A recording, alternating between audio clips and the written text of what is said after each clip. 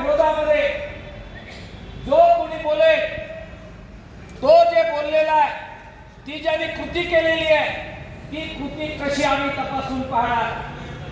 ती कृती जर सरकारला वाटली की ही बेकायदेशीर आहे, चुकीची आहे, तर आमच्या सरकारला असा अधिकार राहणार की आम्ही त्या संघटनेवर, त्याच्या नेत्यावर, त्या आंदोलनामध्ये भाग घेणाऱ्या लोकांवर कारवाई करणार.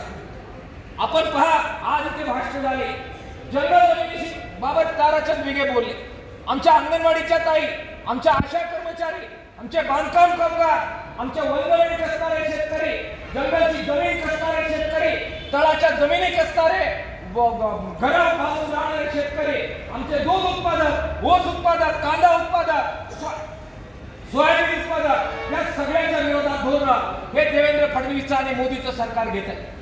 त्यांनी सांगितलं की सरकारच्या बाबत तुम्ही काय कृती केली, भाषण केलं, पोस्ट टाकली, निबंध लिहिला, लेख लिहिला, आम्ही पाहणार, आम्ही त्याच्यावर नजर ठेवणार आणि सरकारला जर वाटलं की हे सरकारच्या विरोधात आहे, बेकायदेशीर आहे, तर आम्हाला अधिकार मिळणार कायदा करण्याचा.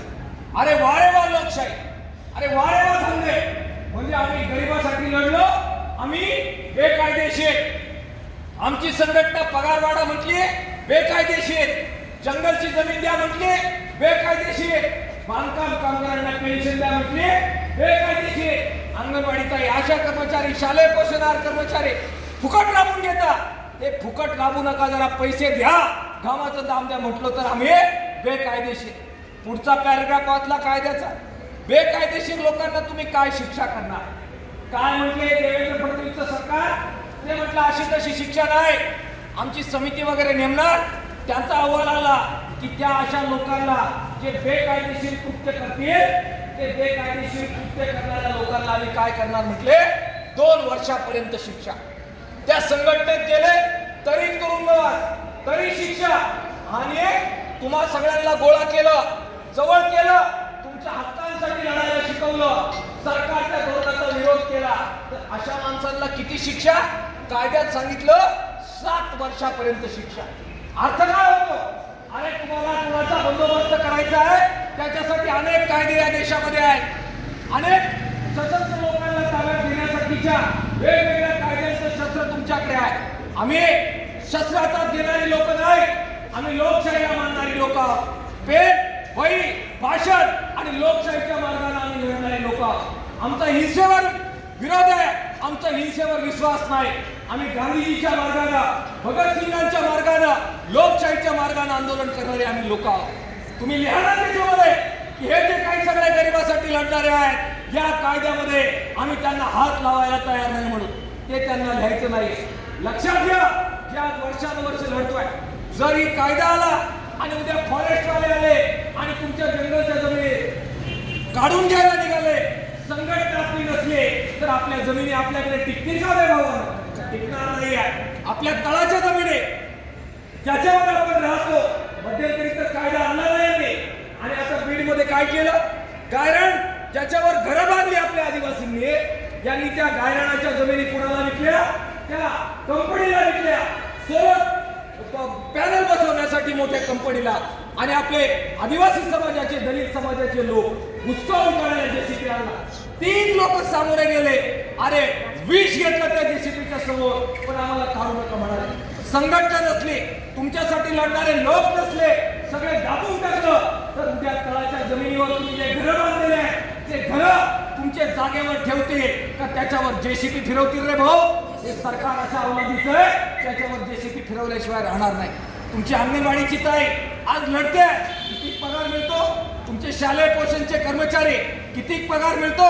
सबंध दिवस राबतात. आमच्या आशा कर्मचारी कोविडच्या काळात आमचं काम गोड लागलं, पण आज ज्यावेळी त्यांना पगार द्यायचा वेळ आला, त्यावेळी पगार द्यायला तयार नाही.